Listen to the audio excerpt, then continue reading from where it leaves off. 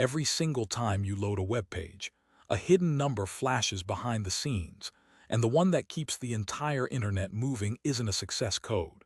It's an error, not a glitch, not a mistake that got patched, an error that was baked into the foundation of the web on purpose, and that now silently controls more money and influence than most people will ever realize.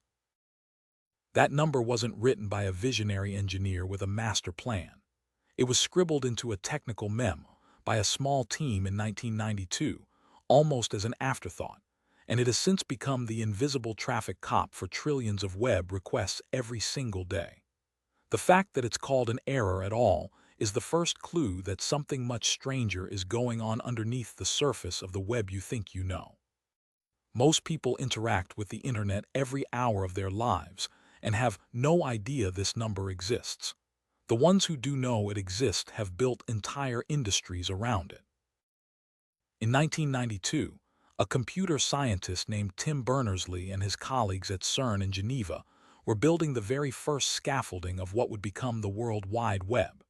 They needed a standardized language for web servers and browsers to talk to each other, a set of short numeric codes that could instantly communicate whether a request had worked, failed, or needed to be redirected somewhere else. They called this system HTTP status codes, and they published the first formal list of them in a document that was less than 40 pages long. Most of the codes in that document described failures, not successes. A 404 told you a page wasn't found. A 500 told you the server had broken. A 403 told you access was forbidden. But tucked inside that list, in a category labeled redirection, was code 301. It didn't announce itself as anything special. It just meant, this content has permanently moved to a new address. Go there instead. There was no fanfare, no dedicated section, no indication that this particular code was different from the others.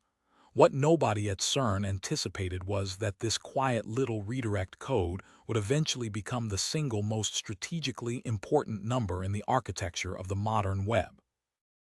That permanent redirect, code 301, does something that almost no one outside of web engineering fully appreciates. When a browser follows a 301, it doesn't just load the new page. It also carries the original page's entire accumulated reputation with it. And in 1998, when Larry Page and Sergey Brin launched Google from a Stanford University server room, they built their ranking algorithm around a concept called PageRank. The idea that a web page's authority is determined by how many other credible pages link to it. Links are essentially votes of trust. The more high-quality sites that point to you, the more Google decides you deserve to be shown to people searching for information. And when a 301 redirect is in place, Google transfers the full weight of those votes, what engineers call link equity, from the old URL to the new one. This means that a single 301 redirect can silently move years of accumulated trust across the web in milliseconds. By 2009, Google had officially confirmed that 301 redirects pass between 90 and 99% of a page's link equity to its new destination. A number almost indistinguishable from 100%. That precision matters because billions of dollars in business value hang on it. Once the SEO industry grasped what 301 redirects could move, they stopped treating them as technical housekeeping and started treating them as weapons. By 2012, a practice called redirect chaining had become so widespread that Google's own engineers had to issue public warnings about it. The strategy worked like this: buy an old, authoritative domain, one that had accumulated a decade of links from respected sources. Then 301 redirect its entire address to a new site you wanted to rank. You were essentially purchasing someone else's reputation and funneling it into your own property overnight. No content needed, no years of effort, just a redirect pointed at the right target. One particularly well-documented case involved a network of 47 expired domains, all pointed through a chain of 301 redirects into a single target website in 2014.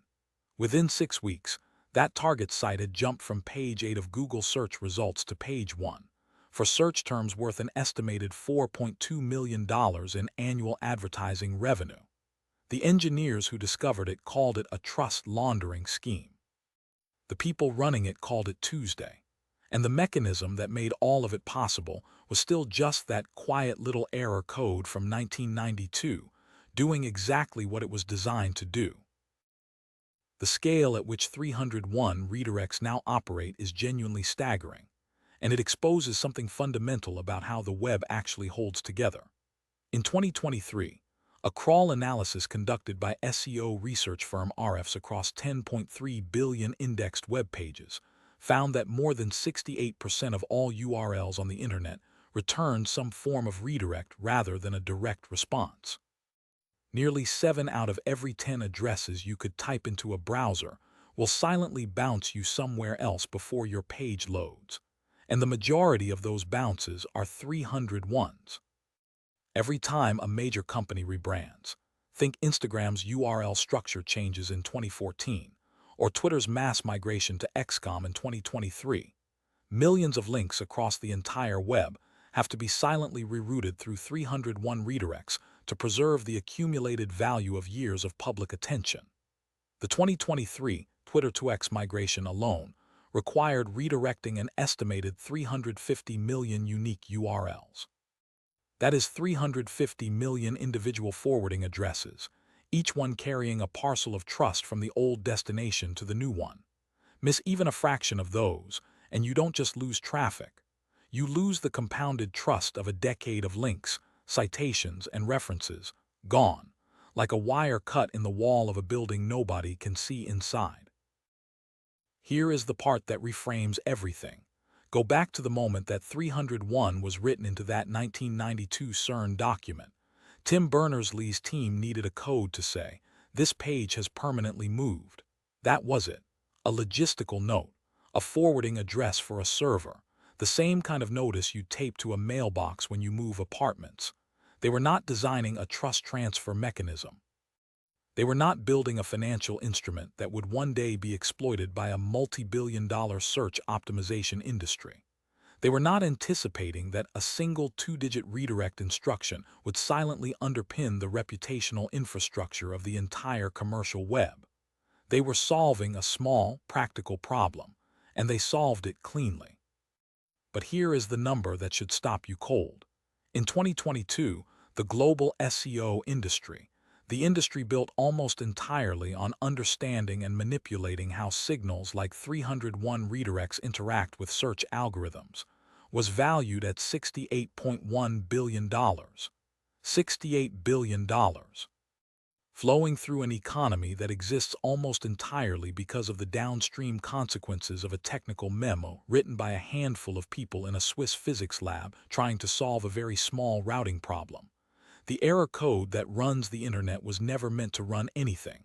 It was meant to say, "Sorry, we moved, try over there." And the entire commercial web said, "Perfect, that's exactly what we needed." Follow one fact a day, no fluff. And here's what nobody has fully answered yet. If Google ever changes how much trust a 301 actually transfers, even by 10%, how many billion-dollar websites quietly collapse overnight? The entire architecture assumes that number stays where it is. Nobody voted on that. Nobody signed a contract. It's just a line in a memo from 1992, and the modern web is built on top of it.